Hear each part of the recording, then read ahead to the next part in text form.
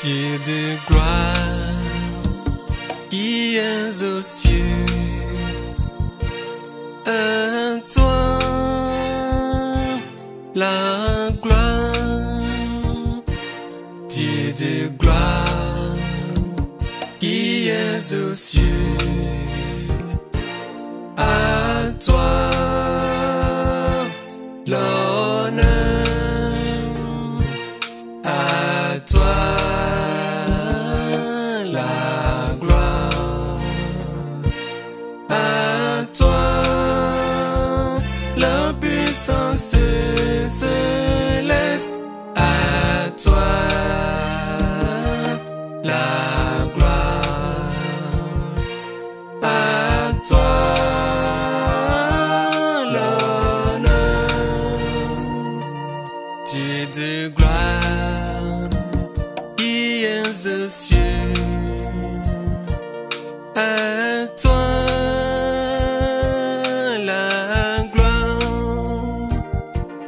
Dieu de gloire qui es aux cieux,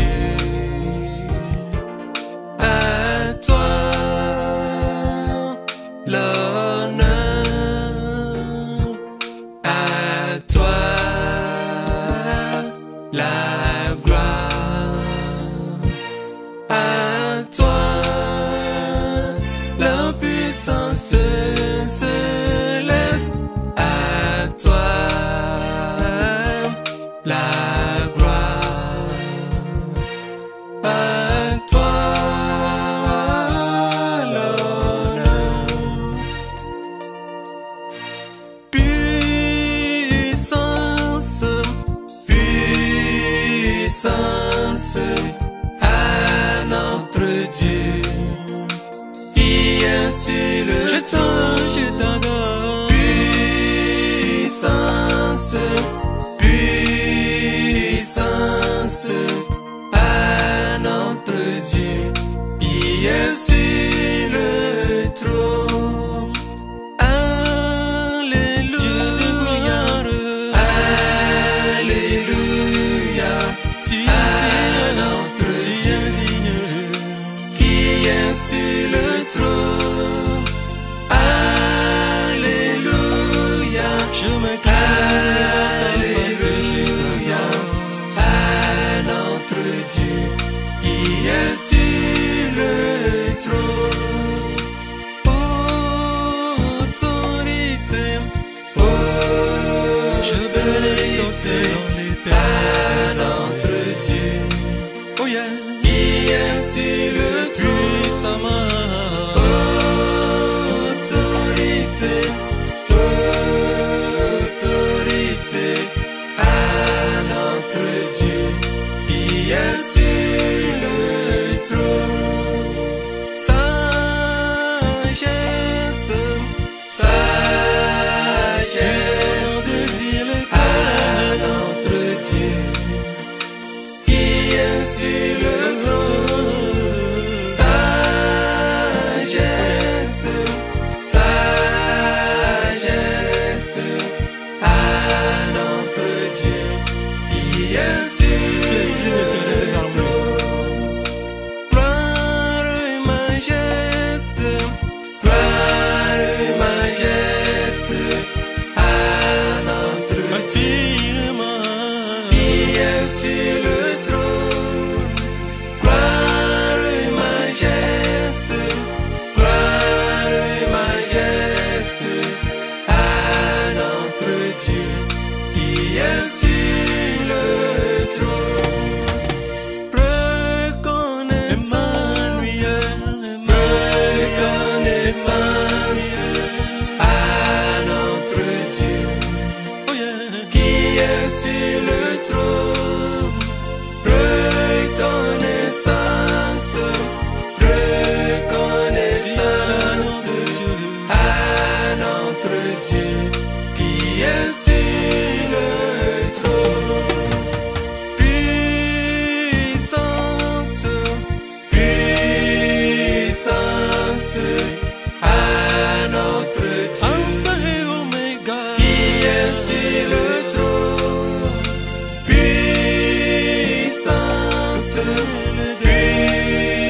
puissance à notre Dieu qui est sur le trône. Sagesse, sagesse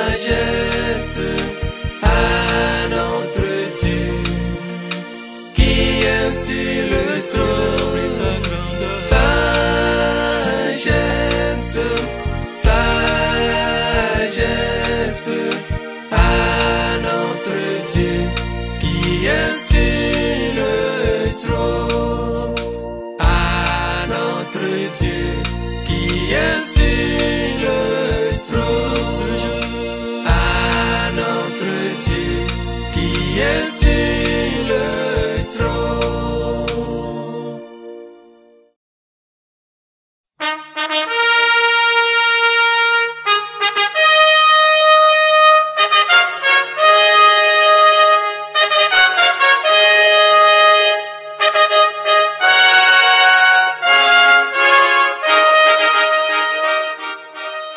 Alléluia, shalom, shalom, shalom, shalom à tous. Alléluia, alléluia, praise the Lord. Bienvenue dans cette deuxième partie. Écoutez et votre âme vivra. Bienvenue dans cette deuxième partie. Nous allons continuer. Ceux qui ont abandonné la foi,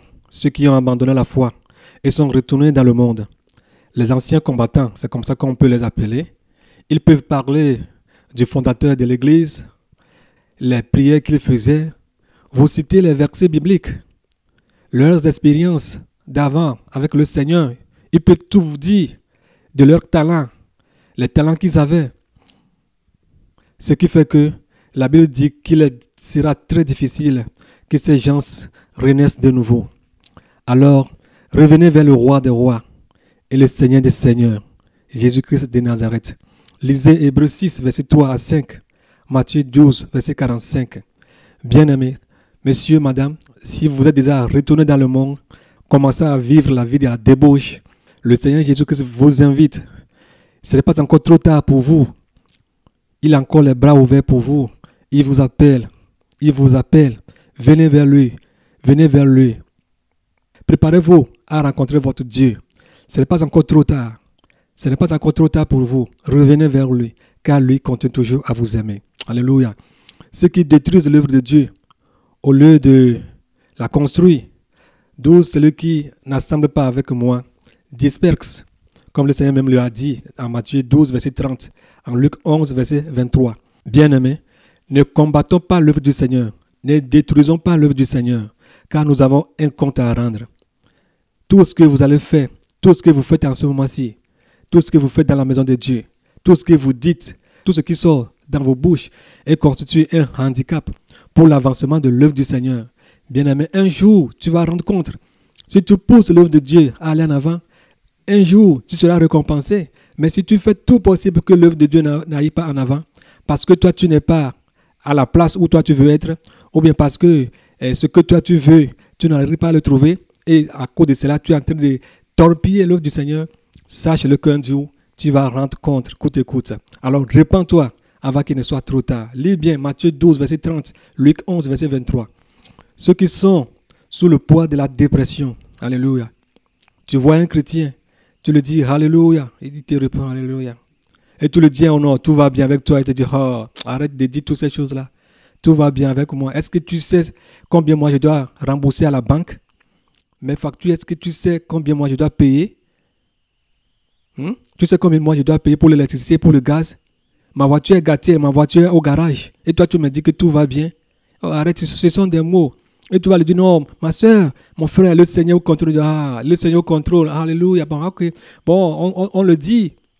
La dépression. Et quand il veut parler, il respire. Bien-aimé, si tu es sous le poids de la dépression, comment est-ce que tu peux aller au ciel? Si tu es sous le poids de la dépression, du désespoir, tu penses toujours au négatif. Rien de positif ne sort jamais de ta bouche. Repars-toi avant qu'il ne soit trop tard. Ceux qui vivent dans la dépression ne peuvent pas aller au ciel, à moins qu'ils se repentent. Alors la dépression ne vient pas du Seigneur. La Bible dit que la joie du Seigneur est quoi? Est ma force. Que la joie du Seigneur soit ta force. Bien-aimé, ma soeur, mon frère, que la joie du Seigneur soit ta force. Peu importe la situation que tu traverses actuellement, que la joie du Seigneur soit ta force. Réjouis-toi en tout temps. Réjouis-toi en tout lieu. Chante-lui des cantiques. Rends-lui la gloire, car lui-même, il prendra soin de toi. Alléluia. Les pasteurs qui comptent les membres de leurs assemblées pour des vaines gloires. Hey, moi j'ai tel nombre de personnes dans mon assemblée. Pourtant, sur les 500 ou bien sur les 1000, peut-être une âme est prête pour aller au ciel. Certaines églises vous diront que ce sont des autorités ou bien c'est l'État qui leur exige de compter les membres de leurs églises. Qu'on doit leur rendre compte. Ce qui fait que chaque dimanche, vous devez écrire vos noms et vos numéros de téléphone pour prouver à l'État et non à Jésus-Christ votre présence. Bien-aimés, repentez-vous. Pasteur, vous n'allez jamais vous présenter, donner des excuses auprès du Seigneur à cause de ce que le monde a instauré, la tradition, ce que les politiciens ont instauré. Vous n'allez pas lui rendre compte, à dire que c'est l'État qui nous a dit de faire telle chose. C'est le gouvernement qui nous a dit de faire telle chose. Est-ce que les apôtres l'ont fait? Plutôt, on les persécutait.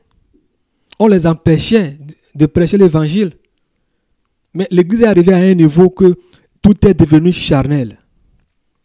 Lisez 1 Chronique 21, verset 1 à 8. David a fait quelque chose là-bas. Le Seigneur ne lui a pas demandé de compter le peuple, mais il a compté le peuple. Il a envoyé Joab d'aller compter le peuple. Il lui a dit, ô roi, que sert-il de compter le peuple? Si le peuple prospère, ou bien si le peuple augmente, gloire soit rendue au Seigneur. Si la population augmente, cela vient du Seigneur, gloire soit rendue à lui. Que sert-il de compter le peuple? David lui a dit d'aller compter le peuple. Il est parti compter le peuple. Mais qu'est-ce que Dieu a fait? Dieu a frappé le peuple. Dieu a frappé le peuple parce que le roi David a fait ce que Dieu ne lui a pas dit de faire. Bien-aimé, si le nombre des membres de l'église augmente, est-ce que cela dépend de toi? Non, certainement pas. Cela dépend de Dieu. Le nombre de gens qui sont venus à l'église, on doit les compter. La semaine passée, c'est telles personnes qui sont venues. C'est le nombre de telles personnes qui sont venues. Cette semaine, c'est le nombre de telles personnes qui sont venues. Arrêtez de faire tout ce qui n'est pas biblique. Tout ce que Dieu ne vous a pas dit de faire, ne le faites pas. Sinon, vous allez rendre compte un jour. Arrêtez ces choses. Lisez là-bas 1 Chronique 21, verset 1 à 8. Vous allez pleurer. Des milliers de gens sont morts à cause de cela. Et les pasteurs se vantent avec cela. Moi, j'ai tel nombre de fidèles. Moi, j'ai tel nombre de fidèles. Moi, je suis un grand pasteur. Moi, je suis un grand pasteur. Vous, les petits pasteurs là, qui avez une vingtaine de fidèles dans vos assemblées là, qu'est-ce que vous avez à me dire? Et au travers de cela, ils commencent eux-mêmes à se donner des noms. Si on les appelait pasteurs, tu vas voir qu'ils vont changer leur nom de pasteur en apôtre, en bishop, en archibishop, pasteur évangéliste, bishop, prophète international, pasteur feu de l'abomination. Alors, repentez-vous. Si vous êtes dans ces conneries, repentez-vous. Ceux qui coopèrent avec les cahiers de dîmes et les pasteurs qui commettent de tels actes. La Bible nous dit que ce que ta main droite fait, que ta main gauche ne soit pas au courant. La Bible nous le dit dans Matthieu 6, verset 14. La Bible nous dit que ce que ta main droite fait, que ta main gauche ne soit pas au courant. Eux, ils font le contraire. Madame, monsieur, si tu te trouves dans de pareils conglomérats, quitte là-bas, car tu n'auras aucune bénédiction sur cette terre, ni au ciel, avec de tels actes. Tu ne fais que nourrir des chiens sauvages. Aucun intérêt pour toi. Et quand ils commencent par consulter ces cahiers, c'est en fonction de ces consultations qu'ils commencent à honorer, à donner gloire, à considérer certaines personnes dans l'église, à détester certaines personnes dans l'église. Si ceux qui ne donnent pas de grandes dîmes sont dans des problèmes, ils s'en foutent d'eux. Si ceux qui vivent même dans le péché, ceux qui sont dans la franc-maçonnerie, dans la Rose-Croix, sont dans cette église et ils donnent des dîmes, tu vas voir qu'ils vont commencer à les nommer diacres, diaconesses, sans la volonté de Dieu. Parce que ces gens-là donnent beaucoup de dîmes. Ils les appellent les poumons économiques de l'assemblée. Monsieur, repens-toi, parce que je ne peux pas t'appeler pasteur. Monsieur, repens-toi.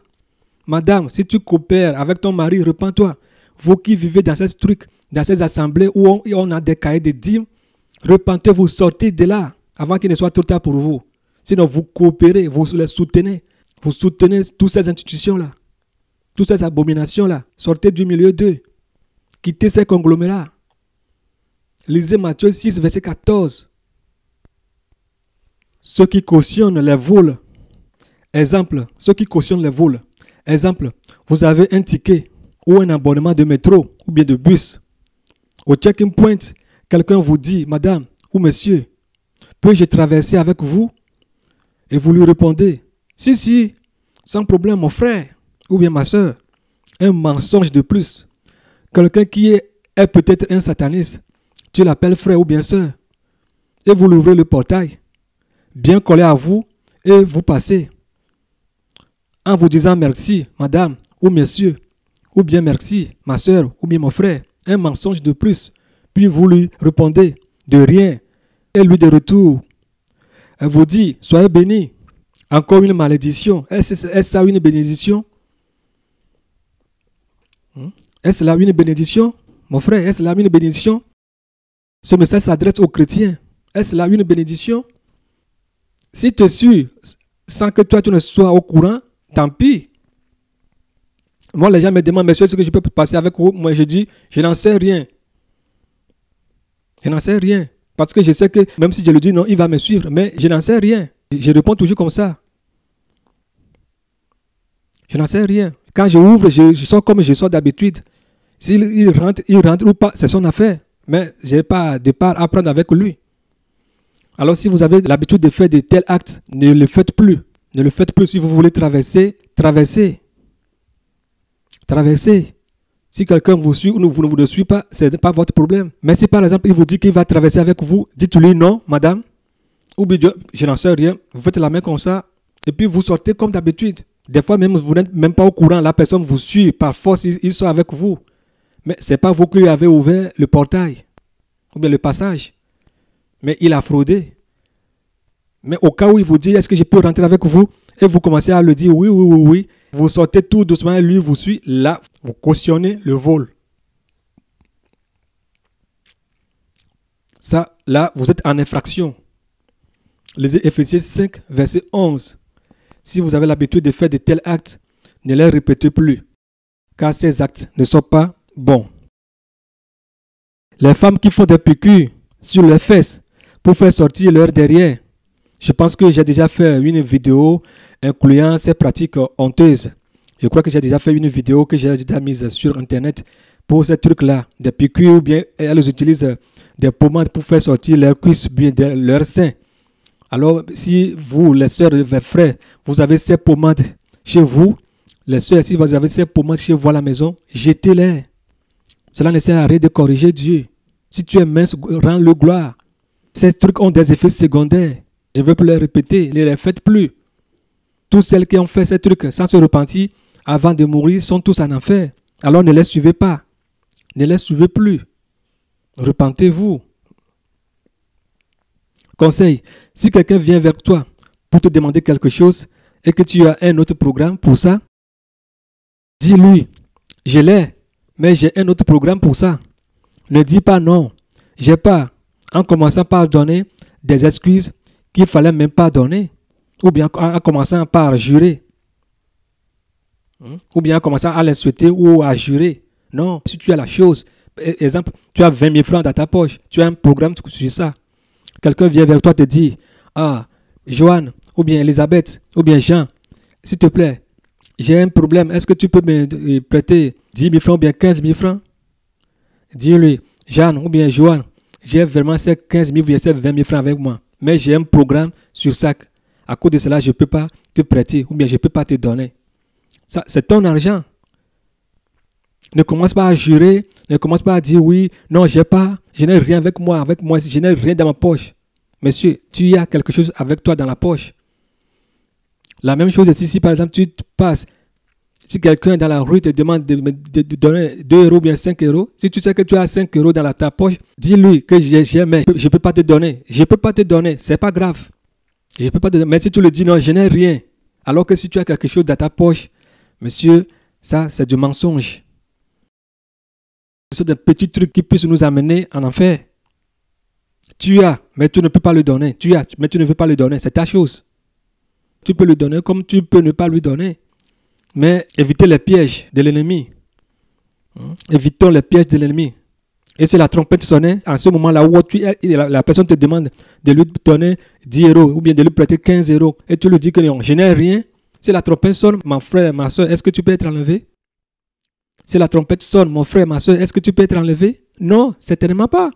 Parce que tu es en train de mentir. Tu as la chose avec toi. Mais dis-lui que j'ai, mais je ne peux pas te le donner.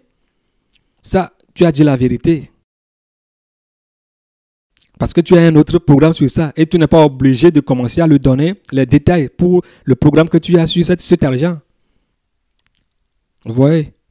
Tu n'es pas obligé de lui donner les programmes. Tu n'es pas obligé de faire des commentaires. J'ai, mais je ne peux pas te donner. J'ai, mais j'ai un autre programme pour ça.